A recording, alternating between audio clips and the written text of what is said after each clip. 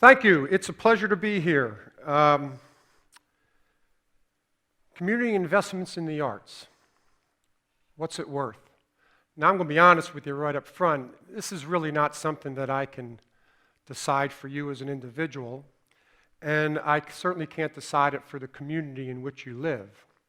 But I can tell you what my belief is and what I think it's worth as a community investment. And we're going to look at 4 areas: investment in the arts as an educational tool, as a vehicle to build community, as an economic driver, and finally, investment in the arts for public health purposes. So let's start with education. Now, this is a tough issue. I mean, there's so many angles to it, and there's so much dialogue about it, and it's been politicized in so many ways. But I think when you talk about investments in the arts as an educational tool, I think in today's world you can really boil it down to one principle, and that's this. Every single issue we face, whether it's a small town or it's a city, a region, a state, a nation, a global community, every single issue we face in this, whether it's dealing with the environment or healthcare or global politics, in this increasingly fast-paced, interconnected, chaotic world in which we live, is going to become more complex, more complicated. And in order to effectively address these increasingly complex issues and challenges, we have to develop in our populace a corresponding increase in creativity, the ability to think at a higher level, the ability to think outside the box.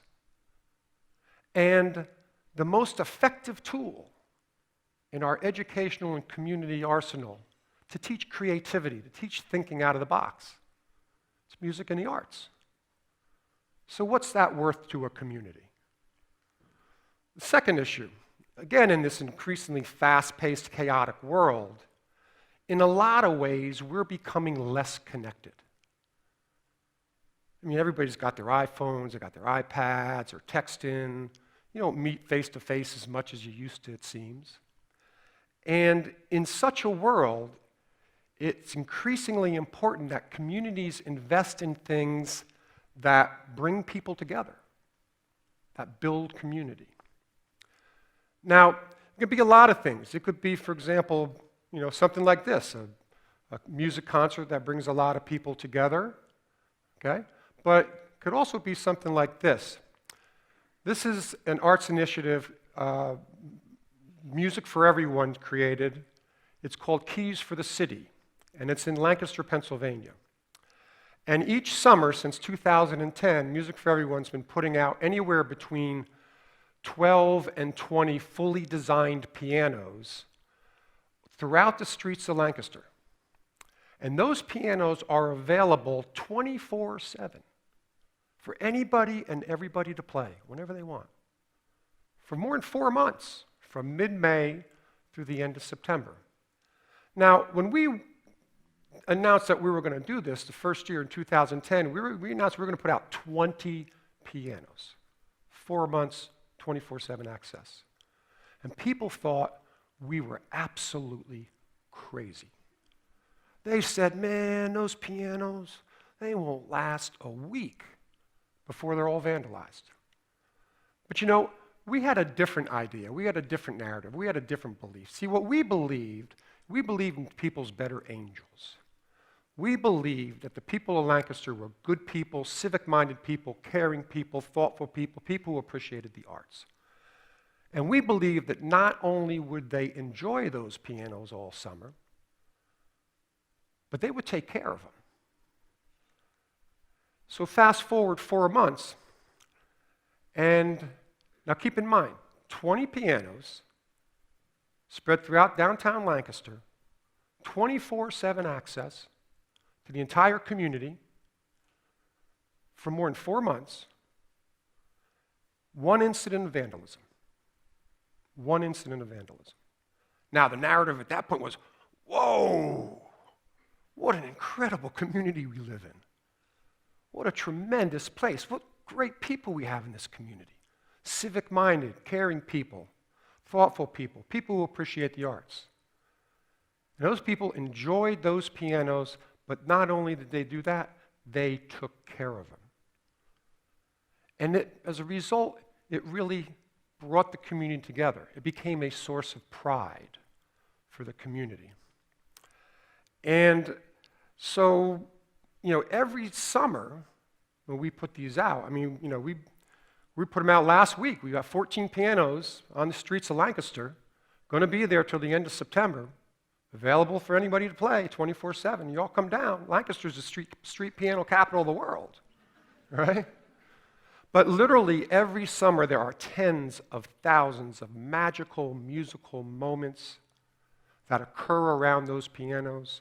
People of different ages, races, beliefs of all kinds coming together and sharing a magical musical moment. Even if you're walking downtown and you're a block away from a piano and you hear somebody over there sort of messing around on one, that links you to that person. That links you to that person, and it links you to the city. And you say, man, I'm a part of this city. What a great city we have. What a great community we have to be able to do something like this. So the power of music and the arts to bring people together is extraordinary. Okay? What's that worth? Next is the arts, community investment in the arts as an economic driver. Now, there are a couple ways to look at this. Like, usually most cities and regions, at some point or another, they'll conduct an economic study of the arts' impact on the economy.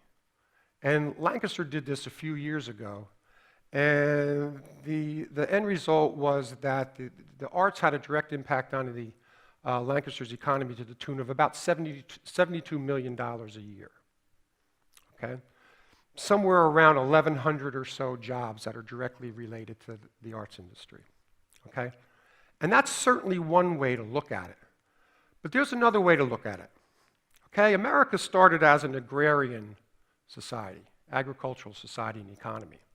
And then in the early 1800s, mid-1800s, we sort of started shifting to an industrial economy. And there are a lot of people now who are saying that what we live in now is really a creative economy.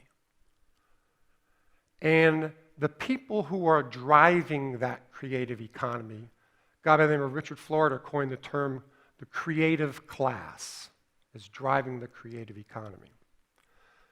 And the creative class are people who use technology and innovation in creative ways to add value to a company or add value to the economy or add value to the community. They're the movers and shakers. They're the people who are going to really make a difference. This creative class. So, the question becomes, now when you couple that with a lot of changes in our society for transportation and technology, well, let me give you an example. If I lived here in Westchester, and I loved living in Westchester, and I worked for a company here in Westchester, okay?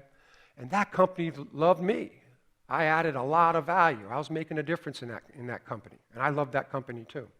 Well, 25 years ago, if that company decided to pick up and move from Westchester and go down to Florida, chances are I would have had to pick up and move with them. But today, with transportation the way it is, with technology the way it is, with networking the way it is, companies are more willing to identify those movers and shakers, their creative class of people that add a lot of value to their company, and they're more willing to say, wait a second, you know what? We really like you. And I know you like living in Westchester. So let's work something out. We can work something out because you're of value. You add a lot of value to our company. And again, these are the same people who add an awful lot of value to every community. So it begs the question. What do you have to do as a community to attract those kinds of people? The creative class, the movers and shakers are going to make an impact in your community. What do you have to do to attract them? Because they have more choices than ever now to live and work and raise their families wherever they want. Much more flexibility. So what do you have to do as a community to attract those people? To make them say, you know what, I want to stay right here in Westchester, and I want to raise my family here, and work here, and live here. And you know what it is? Stuff like lively downtown scene, lots of galleries, music places, restaurants, community art fairs, a good education system, an education system that invests in the arts. Because the bottom line is, when you boil it all down, creative people want to live next to and work alongside other creative people. Creative people want to live in a community that values creativity. So what's that worth to a community? Last item, investment in the arts for public health purposes. I'll tell you what, this is a really interesting and fascinating area, and it's one that's just going to continue to grow. You know, it seems like every week there's another study released or another story about the medical profession and how they are incorporating the arts into the healing process. For example, music's used to treat depression. Music's used as a way to manage pain. And you're going to see nothing but more and more research about that effect of the arts on the healing process. But there's more to it than that. Baby boom generation, man, we're getting up there. We're getting up there, and our percentage of seniors is going to rise. And in such an environment, it's going to become increasingly important to have a better health care for seniors. And one of the tremendous powers of music and the arts is that you can be involved and engaged in music and the arts until you're 110 years old. A more engaged senior population means a more active population, okay? A livelier, more energetic, in essence, more sharper. Staying engaged in the arts does all of those things. In other words, the end result is a healthier senior population. Seems to work for these guys. I mean, they all look like they're 110, but I think they're in their mid-70s. Charlie Watts is 73, I know the drummer, but it seems to be working for them. So at any rate, what's that worth as a community? Investment in the arts as a public health, to improve public health. So there you have it. What's that all worth? Investment in the arts as an educational tool, as a way to build and bring together communities, as an economic driver, and finally for reasons of public health. What's that all worth to a community? Now again, I can't decide that for you individually, nor can I decide that for you for the community in which you live. But this is what I can tell you. If you believe this, and if you're passionate about it, as an individual citizen, I know at a minimum you have the right, if not the responsibility, to advocate for it, to raise the issue, to nudge your neighbors and say, hey, you ever think about this? To put a bug in the ear of your community leaders, your education leaders about this. But you know what? That's not enough. What's so exciting about the world we live in today is that if you have an idea, and this is what I want to leave you with tonight, if you have an idea, a passion, an idea germinates out of that. The ability to take that and do something with that and bring it over here to a point, develop it, where it has a real community impact has never been greater. Let me give you an example. If I wanted to start Music for Everyone 20 years ago, chances are I would have had to work through a community arts organization, big community arts organization, maybe the city, maybe a big foundation, to have the heft and the contacts and the resources to take my idea and passion and bring it to a point where it impacts community. Problem with that, with the big organizations, a lot of bureaucracy. In today's fast-paced world, any organization of any size needs to be nimble to be able to respond to changing needs in the community. Okay? Because today, the distance between passion and idea and community impact has never been shorter. The barriers between idea and community impact, having a real impact, have never been lower. I mean, you gotta do is start a website, you're a business. So that's what I want to leave you with tonight. If you have a passion, if you have an idea that can impact your community, the opportunities to do so have never been greater. And you know what? You don't have to change the world. You don't have to change the world, but you know what? You can have an impact on your block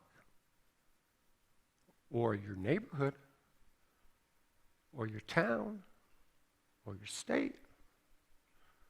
The opportunity to do that, to take idea, passion, and have a real community impact has never been greater. And you know what? You start that website, you start that with a little small fundraiser, and you never know where it can take you. And I do know one thing for sure. You do that, you go out, you got to have that community impact.